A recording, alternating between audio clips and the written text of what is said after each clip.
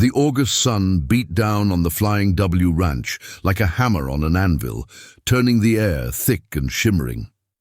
Maggie Patterson stood at the edge of the white wooden chairs arranged in neat rows across the lawn, watching her sister Clara float down the makeshift aisle in a confection of lace and silk.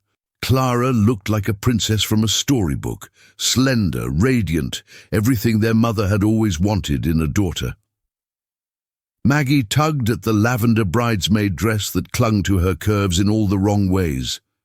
The seamstress had done her best, but there was only so much that could be done when your mother insisted on ordering a size too small.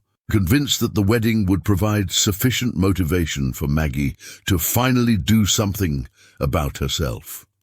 The ceremony passed in a blur of tears and promises. Maggie stood with the other bridesmaids, 3 of Clara's college friends who'd spent the morning shooting her pitying glances while they sipped mimosas and discussed their latest diet trends. She'd smiled through it all, years of practice making the expression automatic. Now, as guests milled toward the reception tent, Maggie found herself swept along like driftwood in a current. The tent was magnificent, white fabric billowing in the breeze, crystal chandeliers somehow suspended from the frame, tables draped in cream and lavender with centerpieces of wildflowers and wheat stalks. The whole thing probably cost more than Maggie made in a year at the library. "Maggie, sweetie." Her mother appeared at her elbow, face flushed with champagne and happiness. "I've seated you at table 12, in the back, near the kitchen. You understand, don't you? The photographs will be better if, well, you know." The unspoken words hung in the air between them. "If you're not visible." "Sure, Mom, I understand." And she did. She'd understood her whole life. Table 12 wasn't just in the back, it was practically in a different zip code. While the other tables seated 8 or 10 guests each, this one had a single place setting. Maggie sank into the chair, the wood creaking ominously beneath her weight, and watched the celebration happen without her. Clara and her new husband Jason danced their first dance. Guests laughed and toasted. Maggie's father gave a speech about his little princess growing up. No one mentioned that he had 2 daughters. She was working on her second piece of wedding cake. Might as well, since no one was watching, when a shadow fell across her table. "This seat taken?" Maggie looked up and up into the bluest eyes she'd ever seen.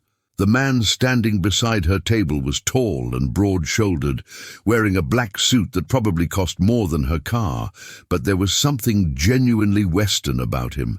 Maybe the way he held himself, or the slight bow in his legs that spoke of a lifetime in the saddle, or the Stetson he held respectfully in his hands. What? Maggie blinked, certain she'd misheard. "I asked if this seat was taken." He gestured to one of the many empty chairs. "I'm not much for crowds, and you seem to have found the best spot in the house for avoiding them." "There aren't any other seats," Maggie said automatically, then winced. "I mean, there aren't any other place settings. This is just... They put me here because..."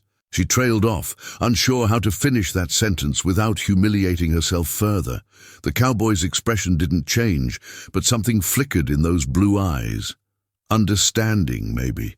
Or pity, which would be worse. "Name's Cole Mackenzie," he said, extending a hand. "Friend of the groom's family. You must be the bride's sister. I can see the resemblance around the eyes." Maggie shook his hand, startled by the calluses on his palm and the warmth of his grip. "Maggie Patterson, and you're either very kind or very blind. 20/20 vision, last I checked." Cole pulled out a chair and sat down without waiting for permission. "Actually, I've been looking for an excuse to escape all evening. Jason's mother has been trying to introduce me to every single woman under 40. I swear she has a list." Despite herself, Maggie laughed. "Mrs. Anderson does love her matchmaking. So you'd be doing me a favor if you let me hide out here for a while." Cole's smile was crooked and genuine. "I promise I'm mostly house-trained." For the next hour, Maggie forgot about being invisible. Cole told her about his ranch up in Montana, 10,000 acres of prime grazing land that his family had owned for 4 generations. He described sunrises over the mountains, the satisfaction of a hard day's work, the complicated dynamics of raising cattle in the modern era. "Most people think it's all wide-open spaces and romantic sunsets," he said, leaning back in his chair. "They don't see the business side, the futures contracts, the breeding programs, the constant negotiation with weather and markets and sheer stubborn nature." "Sounds like you love it anyway," Maggie observed. "Down to my bones." Cole's expression turned thoughtful. "You ever feel that way about something? Like it's not just what you do, but who you are?" Maggie thought about the library, her quiet sanctuary of books and stories. "Maybe. I work at the county library. It's not glamorous, but there's something about connecting people with the right story at the right time. Like being a matchmaker for ideas." "That's not glamorous," Cole said firmly. "That sounds like the most important job in the world." Before Maggie could respond, a commotion erupted from the dance floor. Clara was waving frantically, calling for all the single ladies to gather for the bouquet toss. "You should go," Cole said. Maggie shook her head. "I don't think—" "Come on." He stood and offered his hand. "When's the last time you did something just because you wanted to, not because it was expected or safe?" The answer was never. Maggie had spent her entire life making herself smaller, quieter, less, taking up less space, asking for less attention, expecting less from life. She took his hand. The crowd of single women was already assembled. Clara's gorgeous friends, several cousins, a handful of Jason's co-workers. They barely glanced at Maggie as she joined the back of the group. She felt ridiculous, a grown woman of 28 playing these silly games. But Cole was watching from the sidelines with an encouraging smile. Clara turned her back to the crowd, counted to 3, and tossed the bouquet high into the air. It arced up, spinning against the darkening sky, then began its descent, right toward Maggie. Later, she wouldn't be able to say why she did it, instinct maybe, or years of softball in high school before she'd gotten too self-conscious to play sports. Or perhaps it was the way Cole was watching her, like he actually believed she could catch it. Her hands shot up. The bouquet settled into her palms, as if it had been meant for her all along. The crowd erupted in applause and laughter. Clara looked stunned. Her mother looked horrified, but Cole was grinning like she'd just won the lottery. "Well now," he drawled, as Maggie returned to their table, face burning. "Looks like you're next." "It's just a superstition," Maggie mumbled, setting the bouquet on the table. "Maybe." Cole's expression turned serious. "Or maybe it's a sign that you should stop hiding in the back of the room and step into the life you deserve." "You don't know me," Maggie said, but there was no heat in it. "You don't know anything about my life. I know that you're funny and smart and kind. I know that you light up when you talk about books, and that you have a killer arm, and that the way you laugh makes me want to keep talking just to hear it again." Cole reached across the table and covered her hand with his. "I know that I drove 8 hours to this wedding because Jason's a good friend, and I've spent the whole evening bored out of my mind until I found you." Maggie's heart was hammering so hard, she was certain everyone in the tent could hear it. "I'm fat," she said bluntly, needing to lay the cards on the table. "I'm not going to wake up tomorrow as someone different. This is who I am." "I can see that." Cole's thumb traced circles on the back of her hand. "And I'm not sure what that has to do with anything we've been talking about." "It has to do with everything.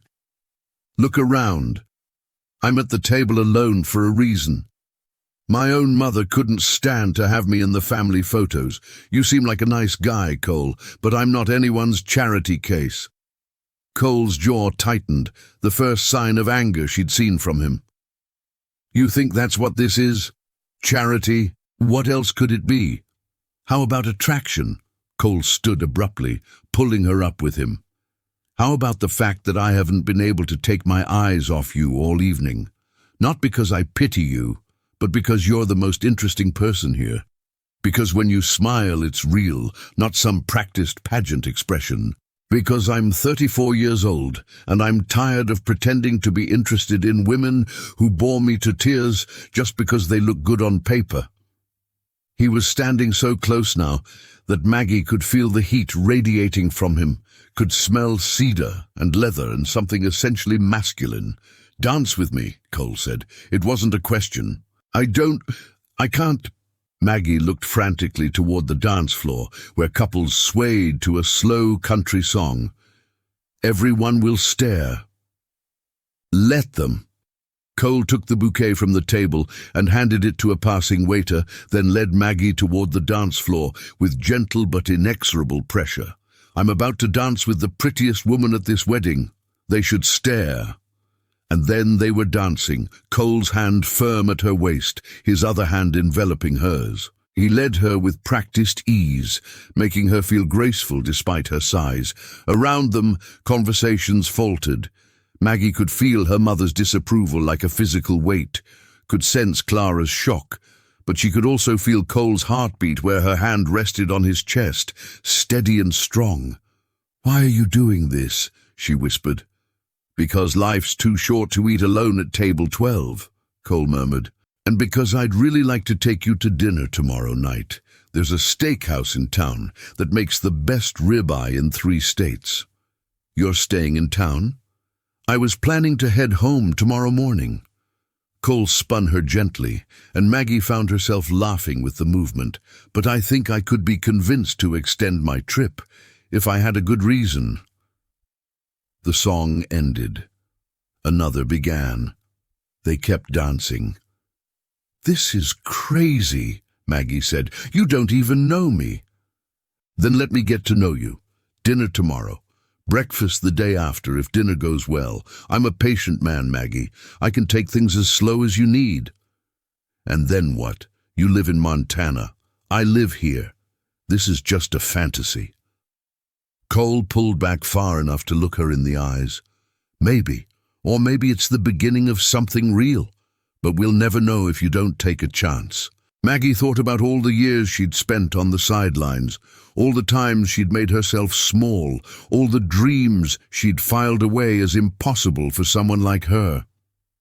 She thought about Cole's ranch and his morning sunrises, about the way he looked at her like she mattered, like she was worth driving 8 hours to meet. "Okay," she heard herself say. "Dinner tomorrow." Cole's smile could have powered the whole state. "Yeah?" "Yeah." Maggie smiled back, feeling something unfurl in her chest, something that might have been hope. "But I'm ordering dessert." "Order 2 desserts. Order the whole menu if you want." Cole pulled her close again as a new song started. "Maggie Patterson, I have a feeling you're going to turn my whole world upside down."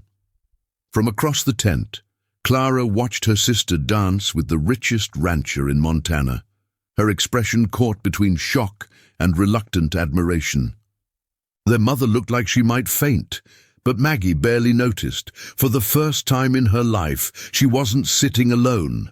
She wasn't hiding. She wasn't making herself smaller to accommodate someone else's comfort. She was dancing. And tomorrow, she'd have dinner with a cowboy who saw her, really saw her, and liked what he found. It wasn't a fairy tale ending. It was something better, a beginning. "What are you thinking?" Cole asked, feeling her smile against his shoulder. "That I'm glad I caught that bouquet," Maggie admitted. "Me too." Cole's arms tightened around her. "Me too." As the night wore on and the stars came out over the Flying W Ranch, Maggie stayed on the dance floor. Not because a handsome cowboy asked her to, though that helped, but because she'd finally learned the most important lesson of all. She deserved to be there. And sometimes the right person comes along at exactly the right moment, not to save you or fix you or change you, but to help you see what was always true. You were never the problem. The world that made you feel small was. Cole Mackenzie hadn't rescued her. He'd simply pulled out a chair and asked if the seat was taken. Sometimes that's all it takes to change everything.